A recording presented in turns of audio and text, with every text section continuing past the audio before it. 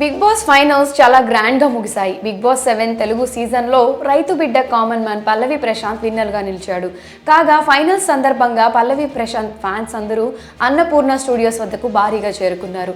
అటు రన్నరప్ గా నిలిచిన అమర్దీప్ ఫ్యాన్స్ కూడా భారీగానే చేరుకున్నారు.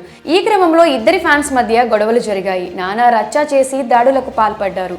ఈ దాడుల్లో పలువురు గాయపడగా ప్రభుత్వ ఆస్తులు కూడా ధ్వంసమయ్యాయి. ఈ నేపథ్యంలో పల్లవి ప్రశాంత్ పై జూబ్లీహిల్స్ పోలీస్ స్టేషన్ లో కేసు నమోదయ్యింది.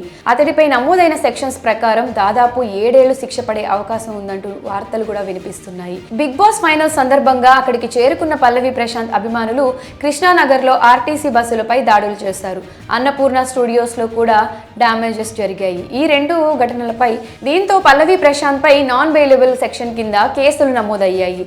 అందులో ఒకటి 427 ప్రైవేట్ ప్రాపర్టీ డ్యామేజ్ కి సంబంధించింది కాగా రెండోది పబ్లిక్ ప్రాపర్టీ డ్యామేజ్ కి సంబంధించినది. ప్రశాంత్ పై 427 కేసు పెట్టడానికి కారణం ఫ్యాన్స్ ను తీసుకురావద్దని చెప్పిన తర్వాత కూడా తీసుకువచ్చాడని అతడిపై కేసు నమోదైందని పోలీస్ వర్గాలు చెప్తున్నాయి.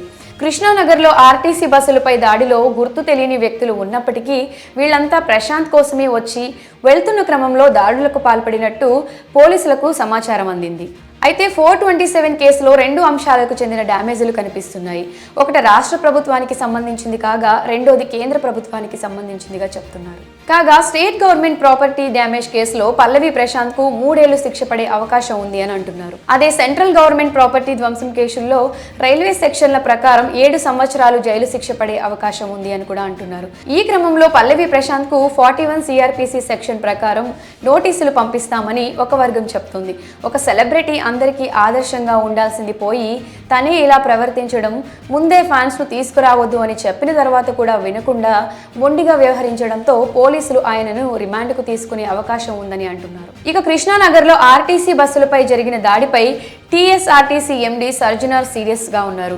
దాడులకు పాల్పడిన వారిని ఖచ్చితంగా చర్యలు తీసుకుంటామని తెలిపారు. ఇప్పటికే దాడులకు పాల్పడిన వారిపై పోలీస్ స్టేషన్లో ఫిర్యాదు చేశామని వెల్లడించారు.